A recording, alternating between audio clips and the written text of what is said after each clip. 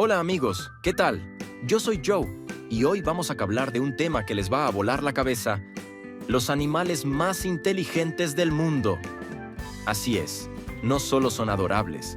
Algunos de estos amigos peludos y no tan peludos tienen un cerebro que los va a dejar impresionados.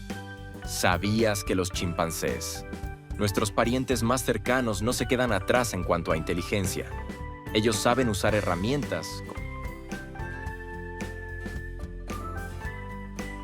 como si fueran pequeños inventores. Imagínense, se hacen sus propios utensilios para conseguir comida y, lo más loco, pueden aprender nuestro lenguaje de señas. Podrías tener una conversación completa con un chimpancé